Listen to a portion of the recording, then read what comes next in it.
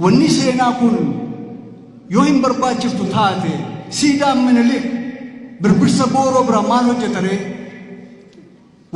muuzeemii hagalukaa yoo seenaan hin barbaachiftu eega taate seenaan immoo hin barbaachiftu eega taate ammoo dhugaan qalloo hin qabduuti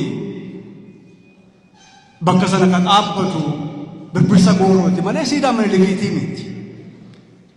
Seenaan hin barbaachiftu yoo taate maaliifitu siidaa Aksuum bakka dhibbatti kutanii tooni kumaatama meeqa dooniitti fe'anii achas deebisummaa barbaachisa. Seenaan hin barbaachiftu yoo taate maaliifitu morma Yohaannis immoo kan eenyuudha deebisuuf yookaan immoo rifeensa kan Tewoodiroos Atsee Tewoodiroos Maqdalaatti irraa haatan san deebisuuf ifaa jenna. Moo dhugaan kun wal caalti. Isa kanatu dubbachiisa.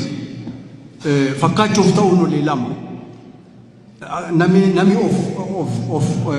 ofiin of lolu gaaddidduu isaatiin lola. Amma yaa gaaddidduu waaqaaf lafa gidduu fakkaachuun an didduu jedhaan ani keessatti mi. Amma yaa gaaddidduu waaqaaf lafa gidduu fakkaachuun an didduu jennaan gaaddidduun deebistee maal jedhu. Yoo ati gurraachoftu ani gurraattuma. Yoo tadii uffattu ani gurraattuma ka akka gaararraa shan fakkaatu suma jetteen. Jennaan aaree maal jedhu? Aaree namichi dhaabbateetu fakkaachuuf ta'uun lameen olii daaraan daakuu fakkaachuuf ta'uun lameen olii lama. Daaraan daakuu miti gaararraanis nama jedheetu biraa kute jechuudha. Ofuma isaan dhaabbatee gaaddidduun lola jechuudha. Yoo inni aggaamu ishiin hin aggaamu. Yoo inni deemu ishiin hin deemu. Yoo inni dhaabbatu ishiin hin dhaabbatu. Fakkaachuuf ta'uun tokkoo miti. Kanaaf dhugaan dhugaadha. Aduuma diidateetu tana kabooran isiniin jedhe sana. Haati xiyya nafsee ishee amaaruu waggaa takka eegala dhabde. Waan fakkaachuuf ta'u gimbii irraatu najjoo irraatu achi as dhufti obboleettiin xiyya Adaamaa Yuunivarsiitii barsiifti mucaa bira dhufti jechuudha.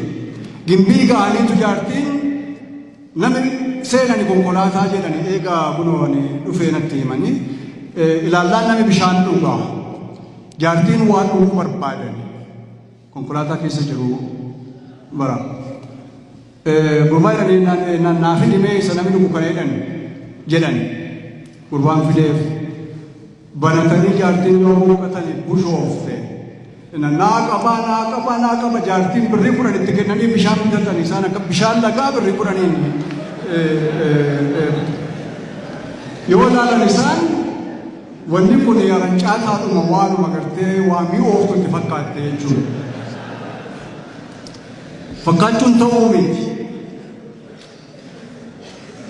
Kan isaanii baay'eedha.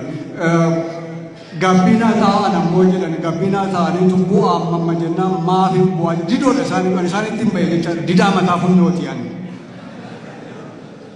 Bu'i jennaan jaartiin hin bu'in namatu irra taa'as namaaf qabame jennaan maalan nama miti yoo jedhanii ennaan barsiisaatu taa'aa kan barsiisaati gabbinaan kunii jedhanii ennaan ani yoo barsiistuu hin taane ijoolleen kooyyuu barsiiftuudha. Kun Ameerikaa jirti kun Adaamaa jirti ani yoo barsiiftuu hin taane ijoolleen kooyyuu barsiiftuudha jedhanii didoodha.